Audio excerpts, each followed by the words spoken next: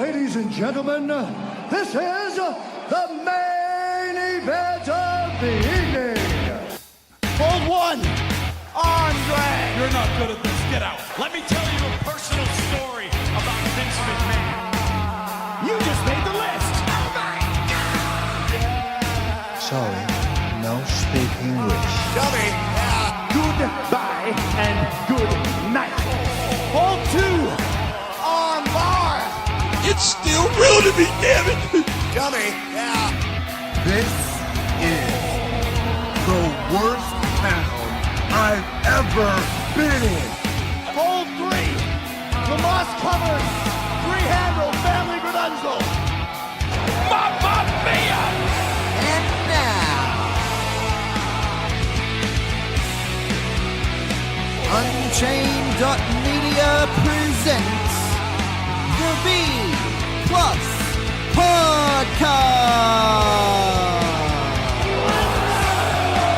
with your host, Greg Unchained. It's me, Austin! It was me all along, Austin! number four, armbar. I will never retire! I still got 200 more. I got 200 more holes to list. What's up, ladies and gentlemen, boys and girls, children of all ages? Welcome to the most must-listen to WWE podcast in Australia. Welcome to the B Plus Podcast. My name is C-jaii and I am your host as we head flying into WrestleMania. I am once again joined by Danders. How are you, girl? I am living large once again. How are you, my friend? I am feeling great. We are, 5 days away from WrestleMania and I am getting pumped. 5 days. Number of days, Booker T's WCW Championship tally.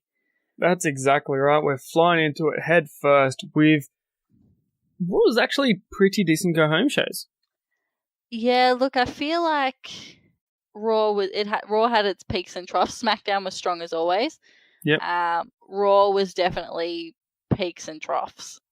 Yeah, it had its moments, but why not, furthermore, get straight into Monday Night Raw, and let's talk about what is like the secondary main event, I suppose, where we have Paul Heyman and Brock Lesnar awaiting in the ring to have their first little promo of 2018, because it seems like 2019, because it seems like we haven't seen them in forever. Oh, I know, right? Oh, it's ridiculous. It's only the big four, mate. Only the big four. So, yeah, of course, we have the show open with Paul Heyman and Brock Lesnar coming out, calling Seth Rollins an afterthought, saying that he's not worth being in the ring with Brock Lesnar. And, of course, Seth Rollins took offense to this, storming the ring, made it clear that he was going to even the odds at WrestleMania. 2 low blows, a super kick, and a curb stomp, laying out Brock Lesnar. Here's the thing, is that no one loves Paul Heyman more than I. Like, I love Paul Heyman so much. But, like, it's the same thing over and over again. We are getting the same thing every year, every show. It's just Paul Heyman comes out, says, "You're not as good as Brock Lesnar." Insert name here for a miscellaneous opponent. And, yeah. But, yeah, this was fine. Yeah, I didn't understand all of it, because it was like, in a sense, Seth Rollins outlasted 29 other men. He's obviously proven himself to be a very worthy champion. And he's not in the same league as Seth Rollins? As Brock Lesnar?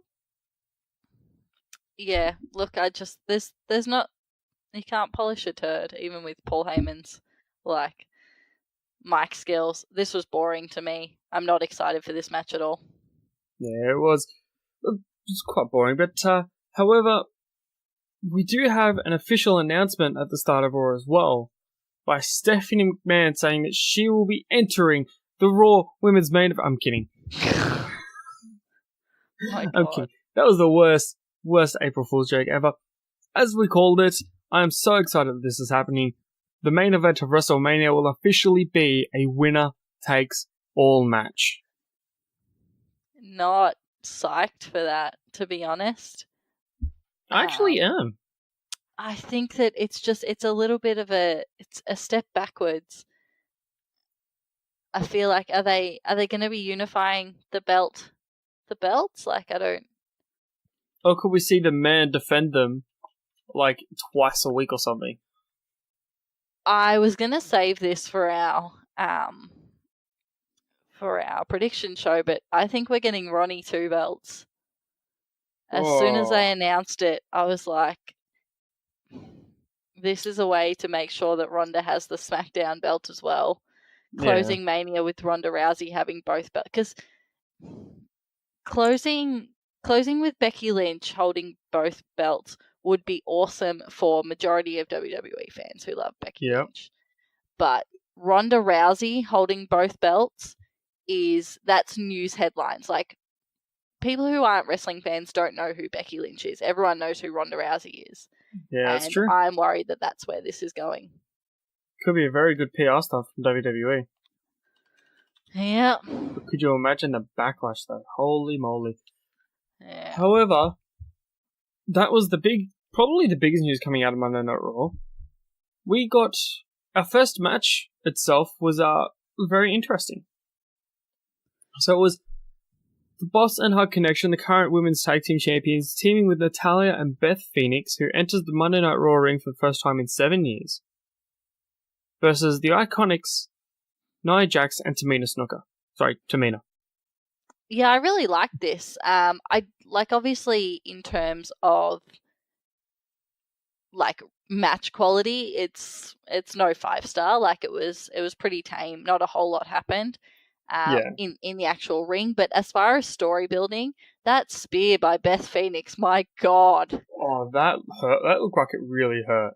Yeah, that was definitely sort of the saving grace to make it a good match. But yeah, there was some good storytelling here. The faces had the problem of everyone wanted to get in the ring, whereas the heels were like, Nia and Tamina were like, we're not getting in the fucking ring. Yep. They played it smart. Yeah. This was quality. It was good. Really it was just good storytelling as opposed to good wrestling. That's exactly right. And it makes this match a little bit more important coming into WrestleMania because it shows that all of these women want this gold. Yeah, absolutely. And I legitimately have no idea who's going to win now, because I had it in my head for certain Becky was going to win in the main event. So Becky and Charlotte would have a belt each, and and that's how they were going to do it. That would be my ultimate fairy tale ending. But obviously, we're not going to have Becky and Charlotte as separate champions. So I have no idea who's going to win this match. No, it's up in the air now. It's very much up in the air. Could we actually see an iconic WrestleMania? We'll find out next week.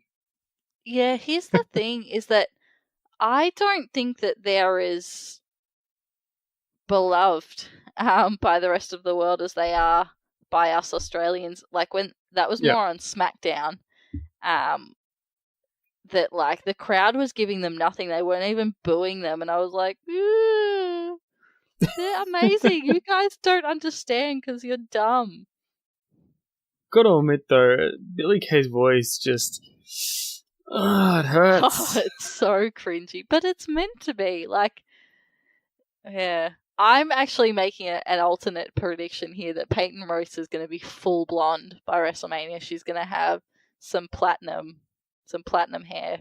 I know no one really cares about that, but I've been like paying close attention to her hair ever since Elimination Chamber, when I noticed it's that just she's gotten a little bit lighter. Brighter and brighter. Yeah. Yeah, she's going to be full platinum on Monday morning. All right, sounds like a good idea. Yeah, solid. All right, you're calling it? Yep, we're going to have a blonde tag team champion. Well, if you think about it, you may walk out with blonde tag team champions either way, whether it's going to be Divas of Doom or Billy Kay and Peyton Royce. Yeah, I don't know if Beth Phoenix is going to... I don't know. I don't know if she's going to stick around after Mania. I don't know if this is maybe just one last ride. It would be pretty cool to see her return, like, permanently. Yeah, but here's the thing for me, especially if they're going to be unifying the Women's Championship, there is enough women in the WWE already. There's enough quality talent. Because I was having a look at the potential contenders for the Battle Royal, and I was like, there is quality, absolute quality women being disregarded into this match, because that's what it is. That isn't everyone gets a payday match. Yeah, there's some quality competitors coming into these matches, and I'm excited to see where they go with the women's titles, both tag and singles, coming past WrestleMania. Yeah, for sure. I don't want to see them unified. I want 2 champs. I want each division, and they should be separate. And I feel like what they've done has made it so murky, and it's like, who's on what brand, what's going on. Yep. Yeah, I want it back to two champs. Just have 2 champs. There's enough women to have 2 champs. Sounds like a great idea. However, one segment that got the attention of a lot of people was Batista taunting Triple H one last time. This was not what I expected, but it was perfect. This was A+ from me. This was really good. I really liked this. This was how you tell a promo. You cut a video of pretty much your opponent's biggest weaknesses, and then you just kind of like, yeah, screw you. Or in Batista's words, kiss my ass. Oh, it was just like, it reminded me of kind of when Roman beat Undertaker, and he comes out and they booed him for a solid 6-7 minutes. Yep. And then he literally just said, "This is my yard now," and then he left. Yeah. Sometimes, especially when you're expecting like a monster promo, short and sweet is hella impactful. Maybe my biggest question is maybe because they kept Batista's conversation to a low, maybe they needed to reuse the same microphone later. Perhaps. They didn't get time to waterproof the microphone. Yeah, I can just imagine it like Kurt Angle or Baron Corbin's like scratching the microphone with detergent right before they go on. Yep. Give me what I want. That'll be in my head forever. But yeah, I really like this. This was really well done. Their feud, it doesn't need a whole lot of build-up, just based on what they've already done and the history between them. I think that they've done this perfectly. Keep Triple H on the mic. He's so impactful on the mic, and then keep Batista as a mystique, as a bit mysterious. Yeah. Yeah. Yeah, 100%. This is actually making me excited for this match. When they first announced it, I'm kind of like, oh, great. All right. It's going to be Undertaker, Triple H all over again. It's going to be 2 slow guys, but I don't know. I reckon these guys can still move.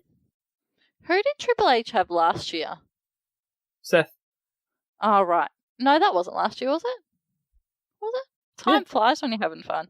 It really does, especially in the WWE Universe. Speaking of time flying, Apollo Crews seems to be getting a bit of momentum heading into WrestleMania by defeating Jinder Mahal in a lumberjack match. Yeah, this was okay.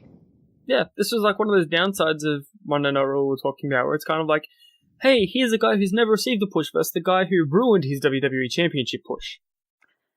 Yeah, this was a thing. Yep. However, this did get a bit of momentum for Apollo Crews leading into WrestleMania, as he was part of the Andre the Giant Memorial Battle Royale, and he pretty much tossed everyone else outside of the ring. So he's standing tall. Yeah. Oh, definitely. And then we get Triple H was with. Sorry, I'm just backtracking. It was Triple H and Stephanie McMahon versus Kurt Angle and Ronda Rousey, because Seth Rollins was against The Miz and Finn Balor. That's right.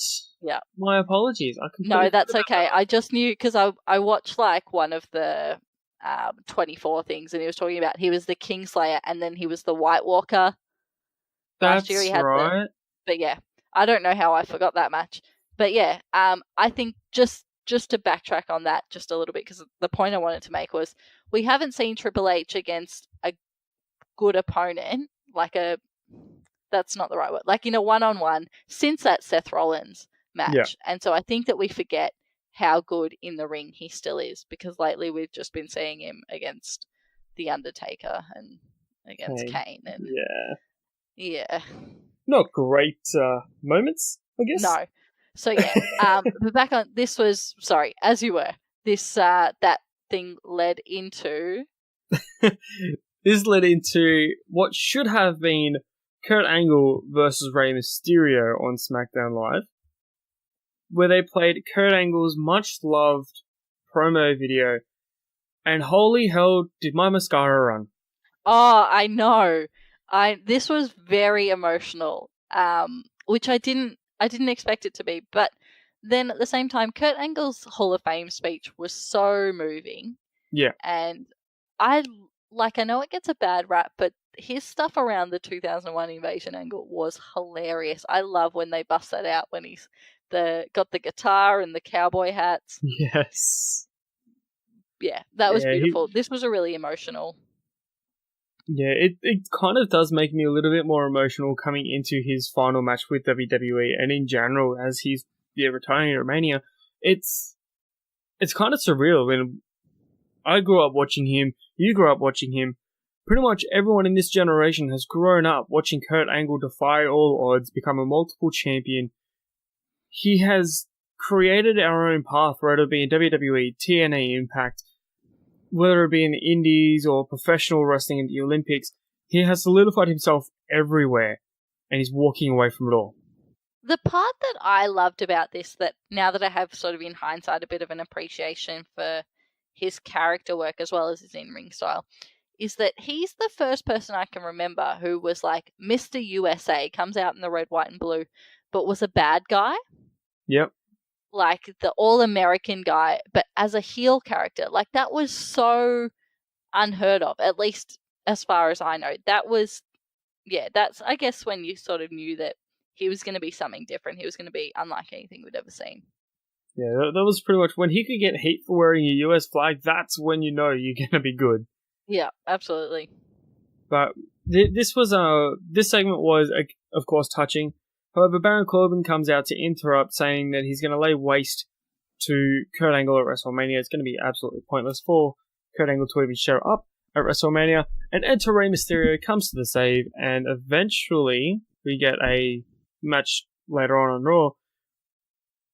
But this shows that Rey Mysterio is still there for friends, and we get a somewhat awesome match. Yeah, for sure. And what I'm trying to do to ensure that I enjoy WrestleMania the most that I can is just let this happen. Like, just understand that this is going to happen. Yep. So try and enjoy it and try and appreciate it, as opposed to being in my head, this is not what I want. Give me what I want. Yeah, so I'm trying to let go of what I thought was going to happen and just have an appreciation for what is happening and try and enjoy it. Yeah, that's exactly right. Following that quick segment from Kurt Angle and the crying, and I eventually dried my eyes, we have the Raw Tag Team Championship match, The Revival versus Aleister Black and Ricochet.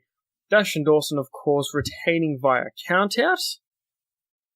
But then we have Team NXT, or Blackishay as we like to call them, getting their revenge, eventually hitting two Black Mass kicks and a 630 on Dawson. Yeah, this was a good match. It was a great match, sorry. Yeah. I'm selling a bit short. There's not a whole lot of storytelling going on here, which is what really keeps me invested. I'm feeling a little bit saturated by these two, especially when they do so little work on the mic. Yep. So this was a great match, but it doesn't do anything for me in the lead up to WrestleMania. I'm not excited.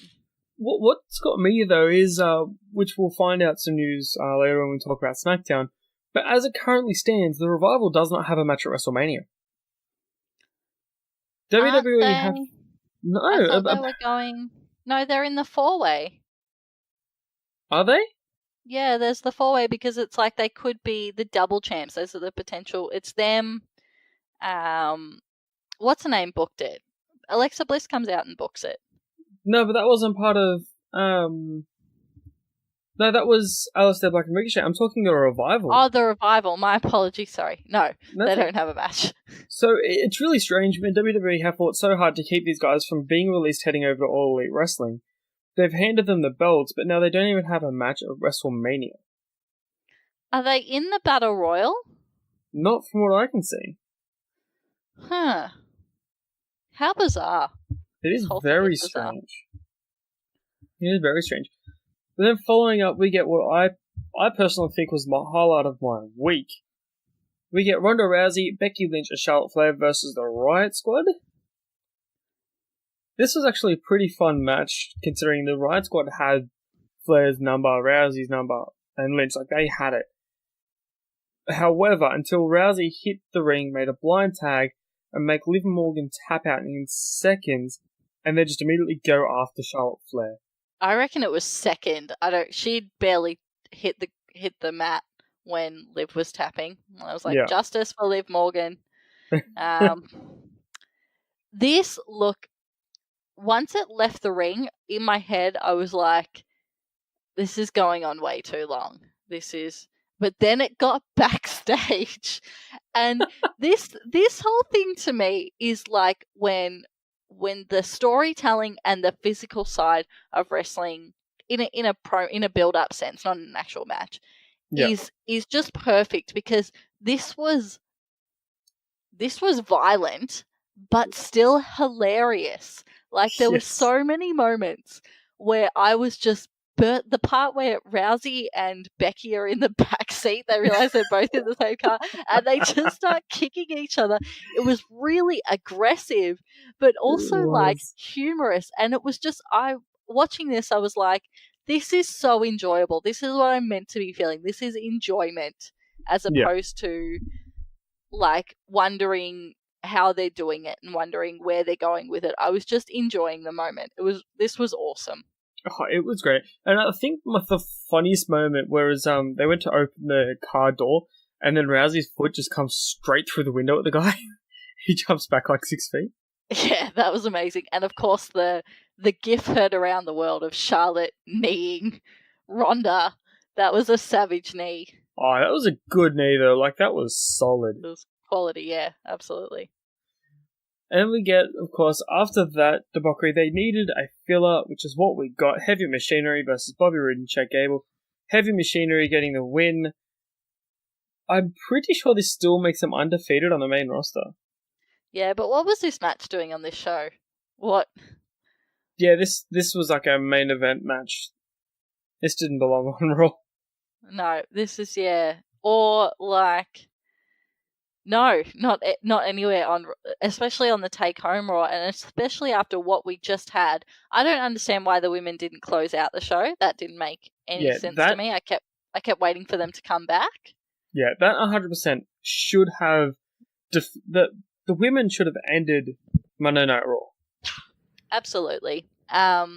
So yeah, this match I was just perplexed as to why it was here. It was okay as far as competition goes, but this did nothing for me. It made the show seem almost like bloated. Yeah. Like they were trying to stuff too much into it. Like, I got like 7.5 hours of wrestling on Monday, mate. You don't need to stuff this Raw. Quality over quantity. No, that's exactly right. But then, of course, we got our traditional Lacey Evans walkout, which was pretty interesting. This was funny. Yeah. Oh no, sorry, it was a SmackDown one that was funny. This was okay. Yeah, so I don't know. It was good to see her again, but do something with her. Yeah. Then we get, of course, Braun Strowman burying local competitors as he tends to do. And then Finn Balor announcing the return of the Demon. See, I love Finn Balor. I love Demon Finn Balor, but they've had Demon Finn Balor on their WrestleMania posters. Yeah. For one. So this was not a surprise, which pisses me off, because if I would have popped huge for this if I didn't already see that it was going to happen. Yeah, that's exactly right. I think they released the posters a little bit too early, but this was pretty good. It was. The promo thing when he's doing the thing with the tongue and stuff, it got a little bit silly. But Leo and Bobby sold this very well in the ring. Like, their expressions were... Leo Rush is great with his expressions and things like that, as someone who fucking hates him. Leo Rush is just good in general. I really want him to split from Bobby and just do his own thing. He is growing on me. He doesn't grow. He's like 5 foot tall. I know. Yeah. Yeah. That's why he's growing on me. He's hoping to latch some of my 5'2" height. But yeah, this was enjoyable. It had a lot more potential. Yeah. But I'm very excited for Demon Finn. I'm glad we're getting Demon Finn. I think a really this is going to be CJ shit booking for the week right here. What would have been really cool to see is like Finn Balor on the screen and being like, "My demon's your worst nightmare," and then the lights go out, and then there's just a bunch of people dressed in the Demon Finn paint, just surrounding the ring, sort of clawing at the ring, not actually attacking Bobby, but just like clawing at the ring, and then the lights come out and they're gone. That's very like Undertaker-esque. Yeah, Undertaker-esque, or I was gonna go with like 2014 Bray Wyatt-esque. Oh, yeah, yep. That sort of thing. A couple of things like logistically, that paint takes fucking hours. Oh, yes. So there's that. Also, it takes a very special rig to pull it off, and Finn Balor has abs like no other. I like the idea. I like the shit booking. But yeah, it would have I know what you mean by like it would have been nice to see something in the ring just to solidify it, like how they've had in previous years, like with these sorts of things, they've had like the urn and the holograph and shit like that. Like it would have been nice to see something in the ring just to make this a bit spookier. Yeah, I think in my opinion, Finn Balor as the demon needs to do what Undertaker did not recently, but in the past years, where he would create the mind games. I think Finn Balor needs to take that spot, or Bray Wyatt. Yeah, considering how much filler they've had between these two, they've left it very late. Yeah. It would have been good if they did it like just have Finn on a solid kind of losing streak, just being like, I can't beat you, but I know someone who can, and it's the demon. Yeah. See, that would have worked really well. Yeah. But this was okay. It was like a solid mid-card build, and that's what the Intercontinental title should be. It should be the peak of the mid-card. The fact that Finn Balor is in the mid-card is depressing. Yeah. But it should be like a solid mid-card. Yeah, that's definitely what this was. This was fine. Definitely. And then we get the eventual main event of Monday Night Raw, Rey Mysterio versus Baron Corbin. Corbin eventually defeating Rey Mysterio via pinfall in what was a fast match. However, news reports are saying that Rey Mysterio has officially been injured.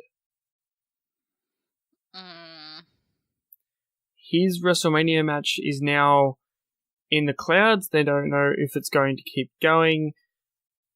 So it's interesting to see what's going to happen with the US title if he doesn't go, but I'm hoping he just needs to rest for a couple of days and then he's good to go. Wouldn't it be heartbreaking, because this was like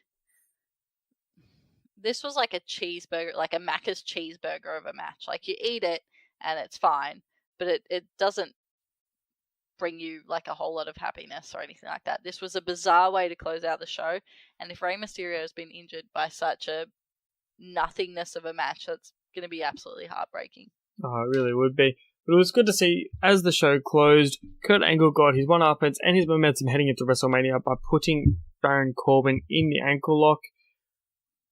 That gives me hope for WrestleMania. He's just a sexy Kurt. Sexy Kurt. He'll make your ankle hurt. Ankle hurt. All right, If they don't play that on the Monday after being like, thank you, Kurt, and then they play that, I'd be so upset. Is Sherry Martel still alive? That's No a idea. horrible thing to say. Get her out to sing it. She would be quality. But yeah, this was. If it weren't for that amazing spot with the three main eventers with Becky, Charlotte, and Ronda, this would have been a D show for me. But that segment, I think, would have saved it. And if it had have put it at the end, that would have been a fantastic way to finish. Oh yeah, for sure. Finish the take-home show to WrestleMania. Definitely. I reckon the main event of WrestleMania should always close the main event of that show, whether the main event be from SmackDown or from Raw. Promotional consideration paid for by the following. Hey guys, just a reminder, if you want to hear all of these wonderful B Plus podcast episodes completely ad-free, make sure you head over to Patreon or Podbean, where we are the featured podcast this week. You can subscribe for as little as $1 a month up to $10 a month, where anything you want to help us with, it really helps out. It's going to help us grow the site. It's going to help us redesign some things, and everything that we get through this and through the advertising as well is all going straight back into the podcast so that we can get Aussie Graps out there for the rest of the world to hear about, for the rest of the world to see, so we can grow this mission of watch global, support local, and build indie wrestling. So if you want to be a part of that and get some really cool rewards like call-in shows, bonus episodes, ad-free like I mentioned, then head over to patreon.com/theb+ and subscribe today. Alright guys, just before we get started, I want to take a second to tell you about a game I've been playing on my iPhone. You can get it on iPhone, you can get it on Android, all the tablets and what have you. It is called the Muscle Hustle app. They are good friends of the show, and they were hooking us up with codes to sort of help you guys get ahead if you were to decide to play the game. But unfortunately, in the latest software updates with iTunes and what have you, the codes aren't working. So we're trying to get that fixed. But in the meantime, if you click the link in the show notes and download the Muscle Hustle, it's a fantastic game. It's you collect wrestlers and train your wrestlers up, all with unique individual gear and everything to raise them through the ranks from jobber to superstar to legend. You go around collecting the titles, and you can even play with your friends. So unfortunately, no leg up to offer you, but if you hit the link in the show notes, it will let them know that we sent you, and it'll help us out, it helps them out, and it helps you out because it's a really fun game to play. So check out the Muscle Hustle app on iOS, Android, and all your mobile devices. The link, of course, is in the show notes. Actually, here's a question for you, and I'm going to put it towards the group when we do our preview show. When was the last time we saw a SmackDown Championship main event Monday Night Raw? Main event WrestleMania? Probably never, to be honest. Like, I don't know much about like all the sort of late 2000s all blend together, but I mean, when you think about it, the SmackDown belt is this will be its third WrestleMania. Yeah, but I mean, like, yeah. What I mean, like, prior to that, like, SmackDown's always been seen as the B show, and I'm gonna do a bit of research when we do our preview show. But it's shocking to see that the SmackDown title has always been a secondary title, whether it be as the World Heavyweight Championship, big gold belt, or whether it was the spinner belt. It was always the secondary belt. Yeah, absolutely. And I mean, like, it feels like in those, like, prior to the like 2010 and beforehand, there was a lot of like things that closed that weren't even title matches. Like, there's a lot of Undertaker, a lot of Rock and Cena. Yep. Shit, yeah. I'm gonna be bold. I know that you'll do your research. I'm gonna be bold and say that it never has. Alright, we'll have a look, and I'll give you some updates at the previous show. But speaking of the SmackDown Championship, it closed this show that we're about to talk about, SmackDown Live, where the show opened with the Kevin Owens show. What's Kevin Owens doing for WrestleMania? I don't know, hosting a special Kevin Owens show? Probably nothing. I was thinking about that before this show. I'm like, what? They brought him back and gave him a championship match at Fastlane, and now he's not doing anything. I think what they're going to do for him is give him a monster push after WrestleMania. Like, give him a push towards the US title, or even be as a monster push towards the US title. Oh, well, you know what I mean. Like, he'll literally go from doing nothing to fighting for the US title. Yeah. That's to me what I class as a monster push. Doing a nothing 7-second dance to winning the United States title. Yeah, absolutely. I would like to see them bring back for WrestleMania the Intercontinental ladder match. I'd like to see that be a permanent opener for WrestleMania. I love that. I think they only did it twice. But I loved it when they did it. It worked really well. I enjoyed it. Definitely. However, we saw what was going to be a singles match at WrestleMania come face to face during the Kevin Owens show. AJ Styles and Randy Orton sort of getting face to face and getting into a little fisticuffs, with AJ bringing up Randy Orton's failed drug tests. when Randy Orton was going off about the life in the indies, like wrestling in front of like 15 people or whatever, which is kind of a bit bullshit because AJ Styles was at TNA and he was at New Japan. Like, but I think don't know about if it. Randy Orton's ever watched Wrestle Kingdom, but Yeah, but if you think about it, I don't think WWE would ever like mention those because that, in a sense, is their competition. it also, I mean, they've mentioned TNA and stuff in the AJ Styles in the Kurt Angle documentary and stuff. They're slowly talking about it more, but it doesn't pay into the story as well. To be like, you were earning less, but still an incredibly impressive amount of money at New Japan, to earning more money here. But yeah, that was awesome. The way AJ Styles bit back with the thing about the drug test, I popped huge for that. That was awesome. Oh yeah, definitely.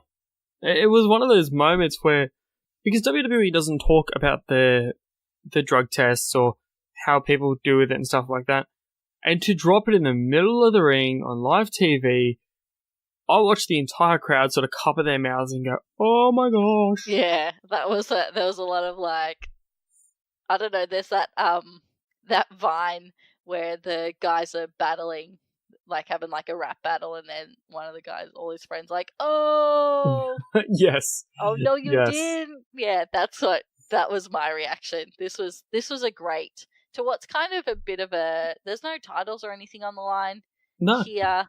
It was short, and it was packed with zingers. I really like this. This was an A+. This has the potential, I think, to steal the show. Oh yeah, definitely.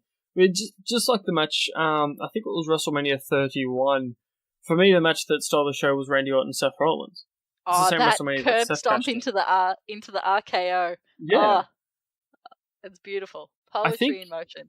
I think for me, Randy's just got the capability of stealing any show, and I reckon he'll do it again. Yeah, absolutely. I'm not crazy about how Randy Orton has been booked in like the last 6 months, because it's just like, he seems to be like a filler heel, like an Elimination Chamber and stuff like that, but just proper, not psycho evil, but just bad guy, cocky bad guy Randy Orton versus one of the greatest competitors of our generation. Yeah, this is going to be huge. Oh yeah, definitely, and very, very excited for it.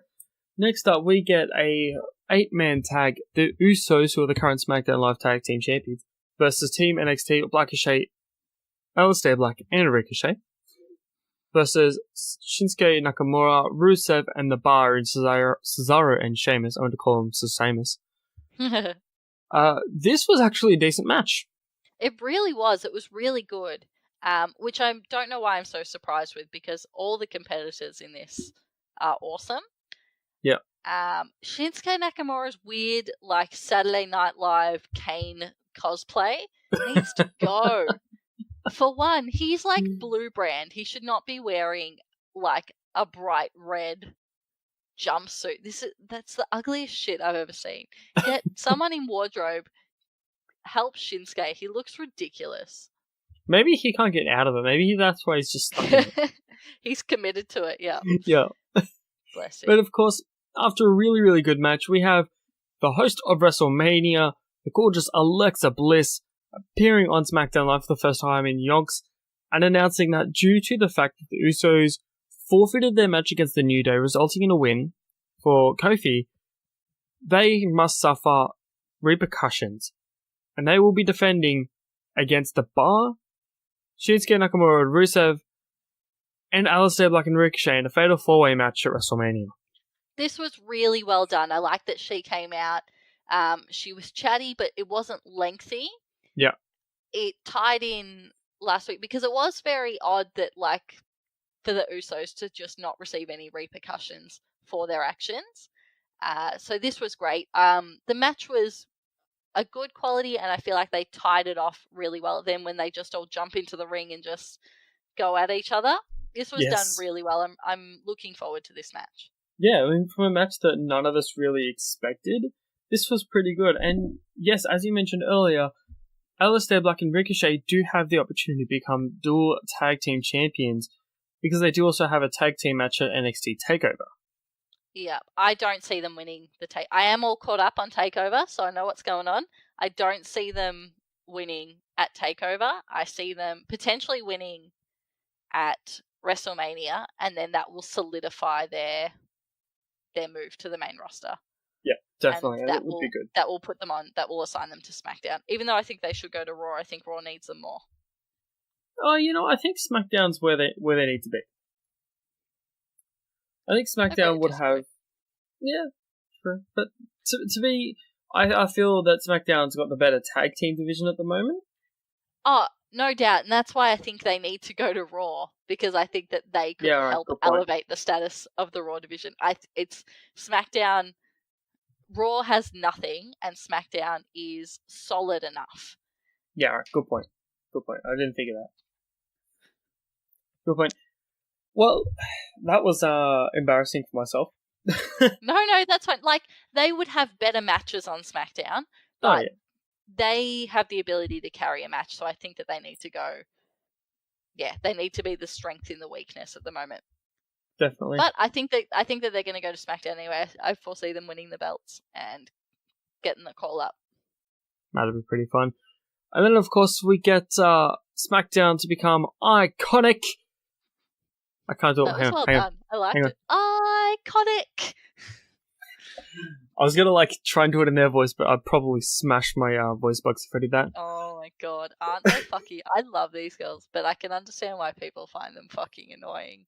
Well, I was fucking annoying. I was watching SmackDown with my partner, and I was like, "Oh, these are the girls that are from Sydney." And she's like, "Oh yeah, I recognize them." She watches wrestling with me now, which is fantastic. Mm-hmm. It's only taken us 4 years to get there, but we got there.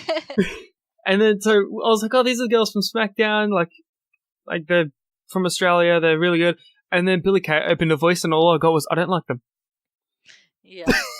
And the thing is, when I used to think that it was because I don't know much of Billy Kay's work yet. I know I've seen a few of Casey Cassidy's matches, so Peyton's matches in Australia, but I didn't see many of Billy Kay's. So I thought that Billy Kay put that voice on, and then I saw her in Ride Along, and that's just how she talks. That's her voice. That's her voice.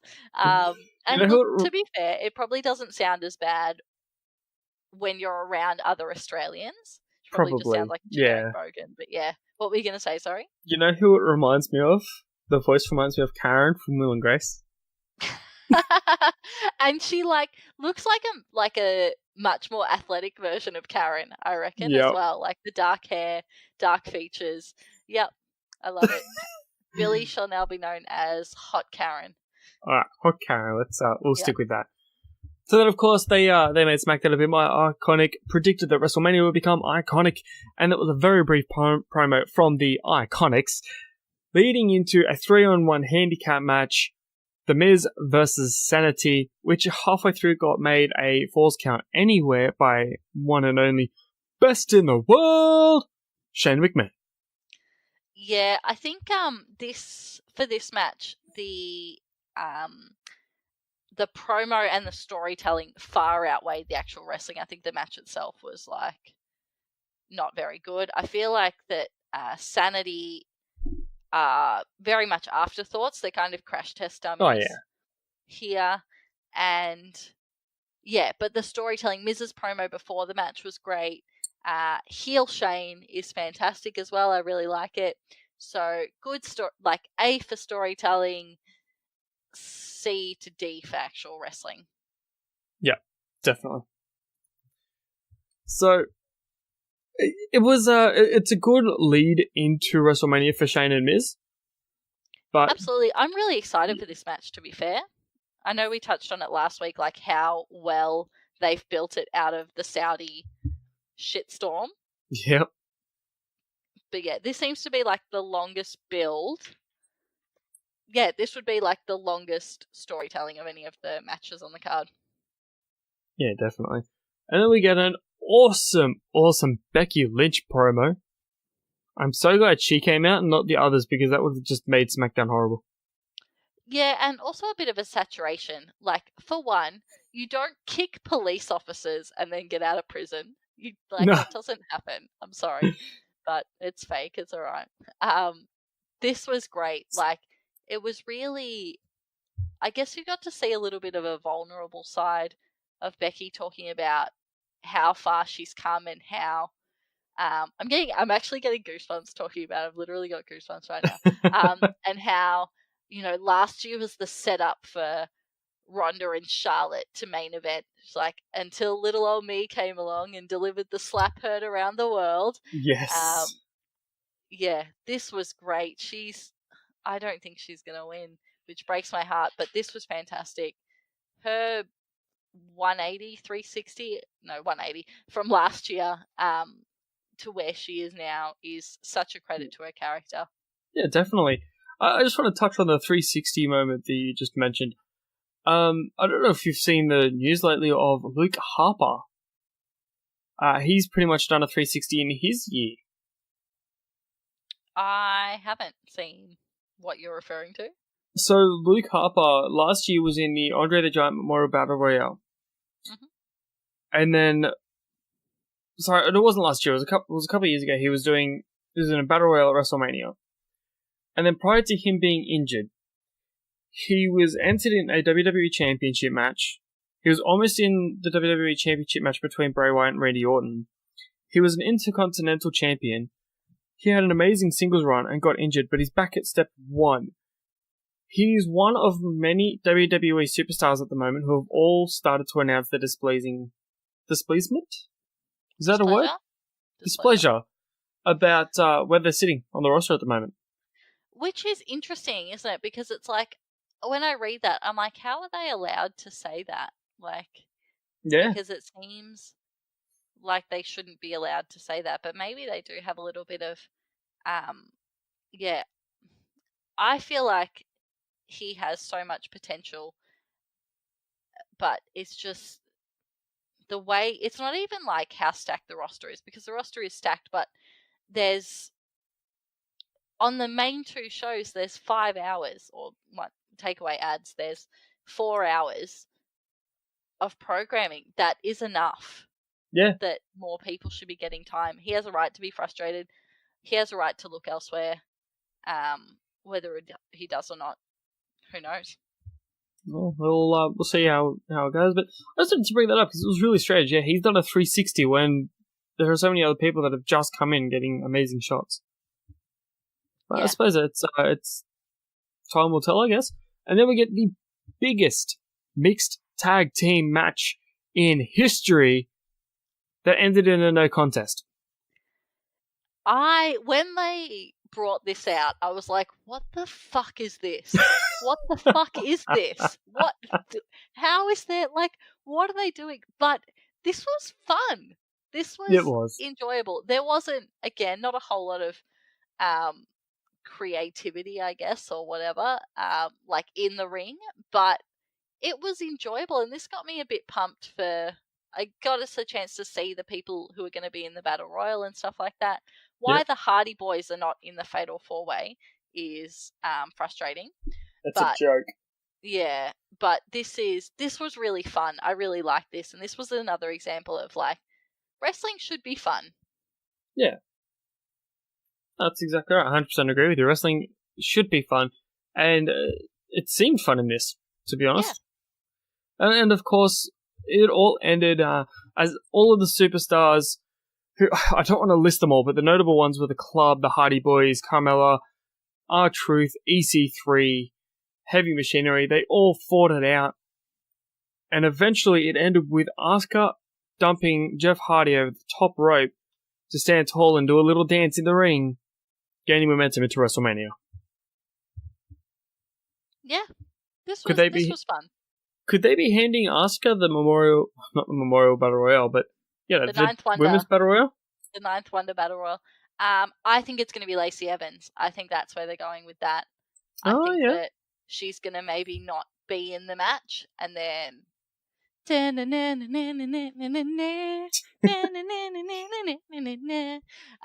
to come out. Bell rings. Yeah, going to come out, act like a lady, and I think I'm hoping, I'm like, if all that garbage walkouts, if that's what it culminates in, on board. Alright, sounds good. And then, of But I course, mean, we it doesn't get really mean anything because last year Naomi won it, and then like, what the fuck have they given her? more glow. Yeah, That's the about only it. thing I can guess for. Like, she's pretty much been shafted to the side, just like Cesaro copped that year, just like Mojo Rawley. Like, these matches do not go for anything. They need to like pick because for a while I thought that they were giving them to like wrestlers who were on their way out because the Big Show won it, Matt Hardy won it, but then like Mojo won it and Cesaro won it. Like, it's I don't know what they're doing with this. It's bizarre. Yeah, it's very strange, and I'm excited to see how it's going to work, but I don't know. See how we go. Yeah. And then, of course, we get what was the main event match of SmackDown Live. The man formerly known as Mustafa Ali versus Samoa Joe. Of course, Joe defeating Ali via, I wouldn't call it tap out, he made him passed out. IKO. Was it knockout? Pass out?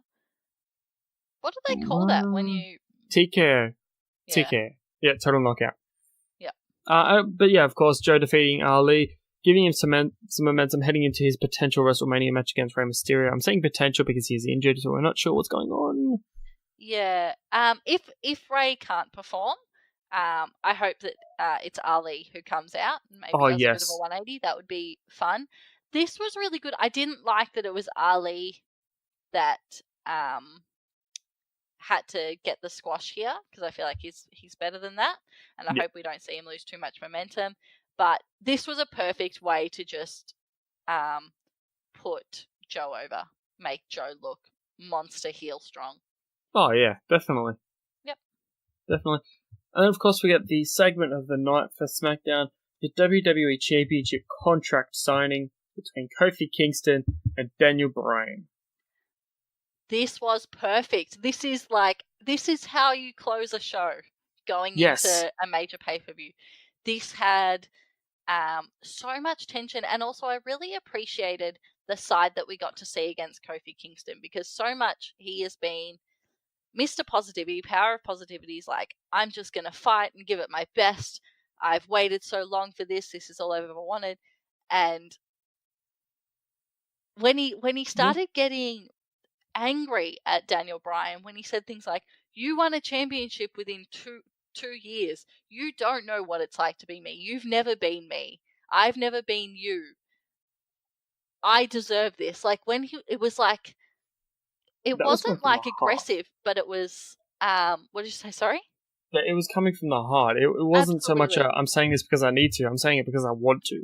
Yeah, but it was like frustration, and it was like badass, which we don't see from Kofi. We see him as the happy-go-lucky scamp, you know. Yeah. And I feel like it's really given this match the kick that it needed, because it's like Kofi comes across it, it's like, this is my dream. I'm just happy that I get to try my dream, and you know, right. But now it's like, no, I deserve this. Yep. And I'm gonna take it from you. That's what it needs to happen. Daniel Bryan was perfect heel Daniel Bryan as well. However, I do want to point out though, this would be the perfect opportunity for a New Day breakup and Kofi Kingston heel turn. Say for example, Daniel Bryan wins at WrestleMania. Kofi could be that frustrated that he takes it out on Xavier Woods and Big E Langston. Sorry, Big E. I don't see it happening. I think they've been quite open that they just want to stay together. They have the most fun together. Yeah. I don't see it happening, especially with New Day still, after 4 years, are still the merchandise machine. Because still, they do a pan to the crowd, and there's people in those fucking ugly orange pancake t-shirts. People buy them. The power of positivity, yeah? Yep, pancake power of positivity. I don't see it happening. But look, it would be a great storyline, but yeah, I just don't see it happening. No, I agree with you. But this is official. The contract has been signed. We are getting the WWE Championship match that everyone has been asking for. Daniel Bryan and Kofi Kingston. Official for WrestleMania once more. I'm excited. I'm proper excited for WrestleMania now. Yeah, definitely. And we're going to I'll just do a quick 205 Live breakdown. Did you watch it this week? Are you No. talking to me? I assumed that you knew I didn't watch it this week.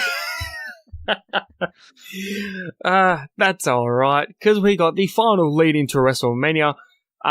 Notable moments, of course, a loser house party cutting a promo during their entrance, welcoming us to the show to inform us that it is, in fact, Lucha time. When have they ever done that? It was stupid. Oney Lorcan is officially defeating Kalisto. He's coming over to 205 Live. You can see it now. He's officially there. Cedric Alexander saying that he wants an Oney Lorcan match, but then Drake Maverick's like, no, you know what, go home and rest up.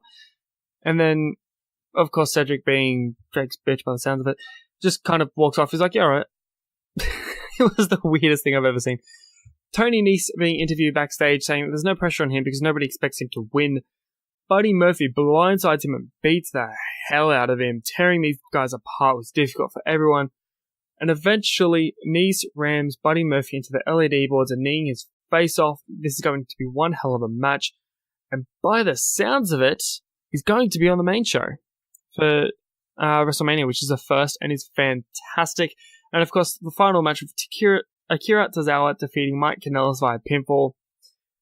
This was a decent 205 Live. It was very fast, very, very well put together, leading into WrestleMania. But that was main roster WWE for this week. Of course, we have NXT coming up, which we're excited for that. Of course, Greg and Big Boy Mikey will be breaking that down for, I believe it's a Saturday release. Don't find me, but I'm pretty sure it's Saturday. Saturday morning, I'm pretty sure they do. And this of course will be released today, which would be Thursday. And I'm excited. I don't know about you, Danders, but I'm very excited. We're heading into 17 hours of professional wrestling. Oh my god. Including the Hall of Fame. So we have Hall of Fame, NXT TakeOver, WrestleMania, Monday Night Raw, SmackDown, and then NXT. This is going to be one hell of a week. Yeah. Just like a little brief story, last year I'm not doing it this year because we're going to the Sporting Globe, but previously, WrestleMania falls kind of around my birthday. It used to be like the last weekend of March. Now it's kind of like the first Sunday in April, it seems to be. So sometimes it's pushed out, but it used to be around my birthday. So I would have Rachel Mania every year. And last year, the Thursday beforehand, there was a wire cut in my street and we did not have internet. So I watched about 20 hours of wrestling tethered from my boyfriend's phone. So yeah, I'm glad that I don't have that sort of level of pressure on me this year. But I'm so excited. It is my favorite weekend of the year. Royal Rumble's my favorite pay-per-view, but this is my favorite weekend of the year. Everyone gets excited. Everyone gets out for WrestleMania. I cannot wait. That's exactly right. I'm so excited for this. I've never missed a live WrestleMania in 15 years. Oh my god. Yeah, I've taken the day off work just to watch WrestleMania live. I am pumped. I am excited. This means the world to be able to share it with the B+. I want to thank Greg. I want to thank you, Danders, of course. Leading from WrestleMania to WrestleMania has been one hell of a ride, and I thank you all for it. I was thinking that I wanted to do like a little bit of a sign off because it feels like the end of the year. Like this feels does. The wrestling New Year's Eve, but like we're in April. But yeah, I'm very excited to do our recap this time. No, not this time, next week. It'll be a little bit earlier. But yeah. That's exactly right. Guys, don't forget, we will be having our WrestleMania recap coming up very, very shortly. We'll be joined by Big Boy Mikey and Greg Unchained, of course, where we break down NXT TakeOver and WrestleMania. And, of course, talking about all the fantastic things after WrestleMania when we do our post-show cleanup. It sounds like we're actually there. Of course, I also want to say a big good luck to everyone heading into WrestleMania. Good luck to all the fans, to the performers, to the production. You guys have got one hell of a week ahead of you. Enjoy WrestleMania Access. I'm so salty. Not to interrupt you. Fuck the fans. If you're at WrestleMania, fuck you. I'm so jealous. I'm so jealous. But yeah, sorry, proceed. We will get there one year, then, as promised. B+ will get to WrestleMania. But of course, good luck to everyone. Stay safe, stay humble, and of course, support local. Danders, where can we find you? You can find me on Instagram at Rachel Danderfield, on Twitter at Danderfield. Please don't add me on Facebook because I'm just not going to accept you and I'll block you. And then, yeah, we're not friends. And of course, my name is CJ from CJ's World on Instagram at CJ's_world. And together we collectively are the B Plus Wrestle on Twitter because wrestling wouldn't fit. But we are the B Plus Wrestling everywhere else, including Facebook, Instagram, YouTube, you name it. We've got it, including Patreon, which is www.patreon.com/the B Plus. If you want to go get in on our mission to watch global and support local, that is the place to do it. Every dollar that comes in goes towards growing the show and helping to get the word out about Aussie Graps. Of course, you get ad-free episodes, custom episodes, all sorts of awesome rewards, including the upcoming Wrestlemania program that we have dedicated all for you guys.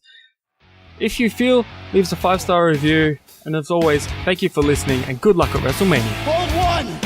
Arm drag. You're not good at this. Get out. Let me tell you a personal story about Vince McMahon. You just made the list. Oh my God.